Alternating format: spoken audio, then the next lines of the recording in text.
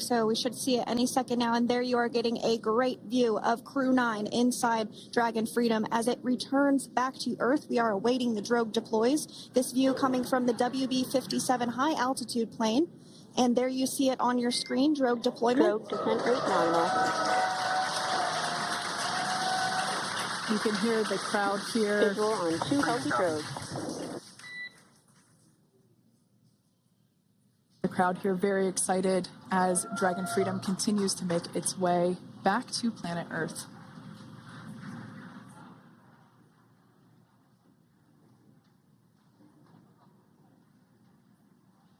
Next up, we'll stand by for the main deployment of the parachutes. The mains are quite a bit larger. You'll be able to notice the difference on your screen once they deploy, and they continue to ensure that the Dragon spacecraft slows down even further. As we mentioned, Freedom will be traveling 16 miles per hour when it splashes down off the coast of Tallahassee, Florida, here at 2:57 p.m. Pacific time this afternoon. And there we go. We have visual on 4 healthy mains. That view was from inside. Freedom copy.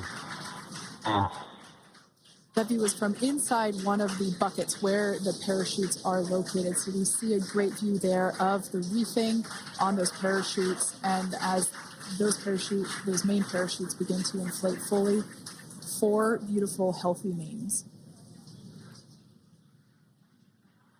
Now awaiting visuals of splashdown. Freedom, 1,000. We'll start to hear Commander Nick Hague. Copy, 1,000. As we heard right there, Commander Nick Hague will be calling out the altitude of the Dragon capsule from here on out. Landing in water is simpler and provides more margin against unlikely parachute issues. You can see those parachutes continuing to slow the Dragon capsule down. And if you're just joining us, you're looking at 800 meters. A live view of Crew 9, just minutes away from splashing down off the coast of Tallahassee, Florida. Splashdown 2 minutes from now at 2:57 p.m. Pacific. We do have 4 healthy mains really doing the job there. Just breathtaking views of a calm, glass-like ocean off the coast of Tallahassee, Florida. Crew 9 just minutes away from splashing down. This is really such an incredible shot. That Copy, was 600. That was a live view from our recovery vessel, Megan, which is stationed a couple miles away from the splashdown site. We can see the crew there using their restraints as resting places for their arms. They were just in space moments ago, so their arms were able to float freely. 400 meters. This is a gorgeous bluebird day here that we have for the splashdown of Crew 9. It's incredible to think that the Dragon capsule just minutes ago was going over 17,000 miles per hour and now gently coasting to a soft splashdown. 200. Copy, 200 meters. Brace for splashdown.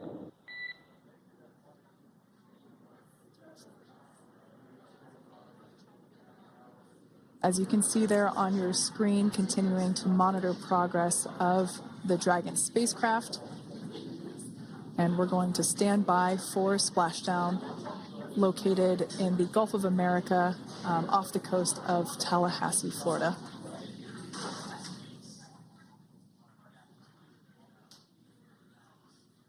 And splashdown. Crew 9 back on Earth.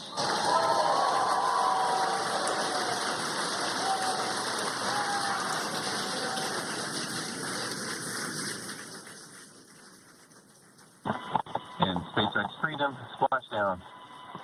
Good main release. Copy, splashdown. We see main chutes cut. Nick, Alex, Butch, Sunny, on behalf of SpaceX, welcome home.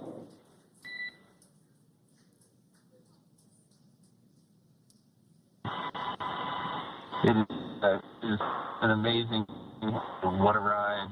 I see a capsule full of grins ear to ear.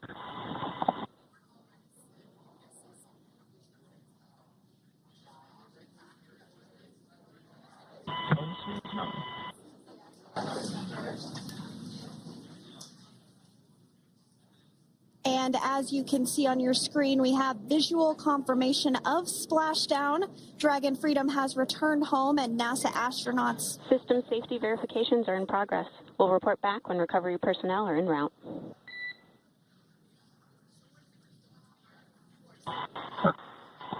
Understand. And, we're in section 2 of 4.800 landing response.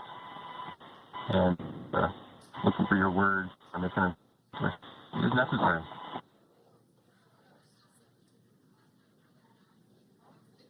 In the distance, we can see the recovery vessel making its way. Copy, you're in section 2 for the environmental assessment in 4.800. That is not necessary today. Understand. Raising advice. So we will continue to have communications between the Corps and Nick Hague, the commander of Crew Dragon Freedom, which just splashed down 2 minutes ago off the coast of Tallahassee, Florida. Dragon Freedom has returned home with NASA astronauts Nick Hague, Sonny Williams, Butch Wilmore, and Roscosmos cosmonaut Alexander Gorbanov. They're back on Earth after approximately 17 hours of a return journey from space. The SpaceX recovery ship and team have been waiting for Dragon's splashdown, and they will now make their way to the splashdown location. The teams have been ready and waiting about 3 nautical miles away, so it's going to take them about 30 minutes or so to make their way and to... SpaceX Freedom. Pretty sure we're in stable 1. Copy, stable 1. We see the same.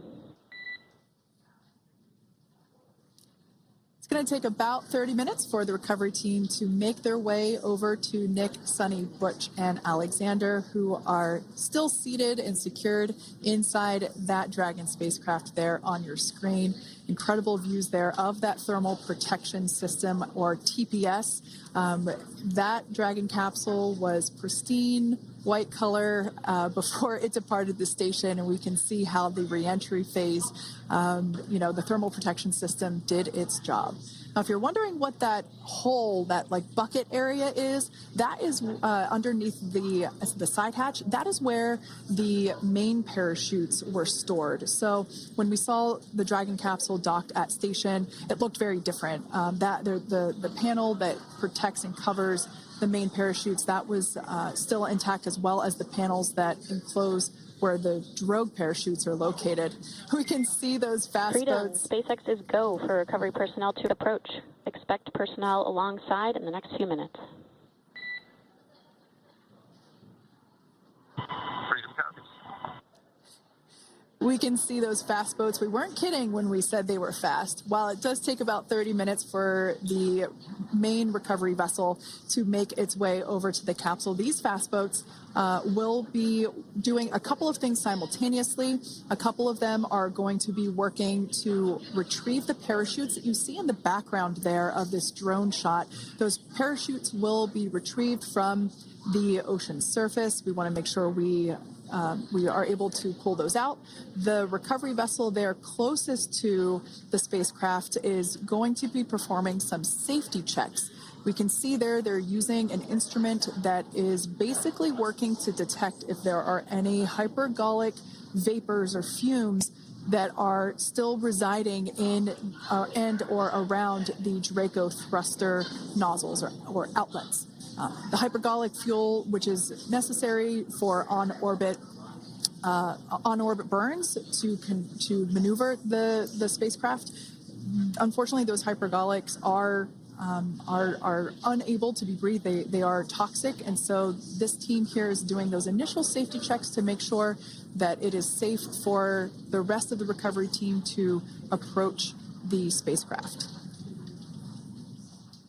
They're also checking to make sure that any residuals from the pyros are safe and are not going to cause any issues. We can see the team working their way around the spacecraft to do these these sniff tests on all of those Draco thrusters.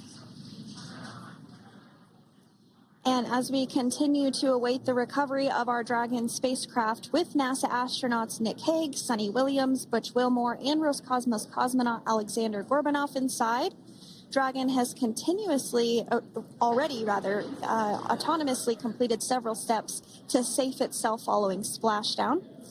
We are continuing to see Dragon in what is known as stable 1 configuration. That's kind of the ideal configuration following splashdown. It's upright, and the Dragon capsule is in the right configuration for it to be hoisted into the recovery vessel Megan, which you do see a little ways off in your screen approaching. Dragon will continue to remain live on air with you through that recovery process, all the way through the point where the crew is extracted from the Dragon spacecraft. Now, if you are just joining us, the mission has gone smoothly so far. Dragon successfully splashed down off the coast of Tallahassee, Florida at 2:57 p.m. Pacific, 5:57 p.m. Eastern Time this afternoon. Approximately 17 hours prior to splashdown, Dragon autonomously undocked from the International Space Station, completed a series of departure burns, jettisoned its trunk section, and performed its final burn, the deorbit burn. This placed the Dragon spacecraft on a trajectory toward Tallahassee, Florida. Dragon successfully re-entered the Earth's atmosphere, followed by deployment of its parachutes to slow the spacecraft down to a gentle splashdown. We're now going to follow the Freedom. Hypergol sweeps and unfired ordnance checks are nominal. Rigging is in progress. Approximately 25 minutes until capsule lift. Stand by for PMC with SpaceX flight surgeon.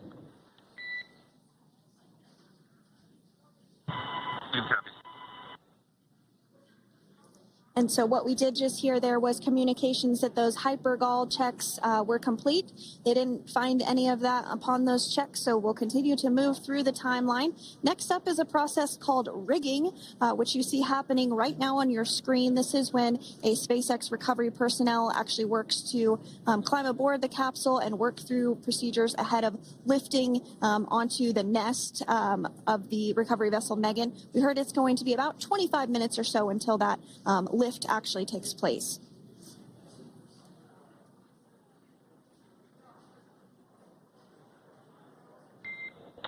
Okay, Freedom, the next call will be from the SpaceX flight surgeon on Dragon and Ground Private. Understand. Thank you. callouts there indicating that the crew will have the opportunity to do a quick check-in with the SpaceX flight surgeon. This is standard procedure for every Dragon spacecraft when it returns to Earth. It's just an initial check-in, make sure everybody is doing okay. They will also have another check-in with the flight surgeon once they are on board that recovery vessel that you see there in the background. We can now see that SpaceX recovery team member they're on top of the Dragon spacecraft. They are going to be working to install plugs in the Draco thrusters to ensure that none of those, and to ensure that no more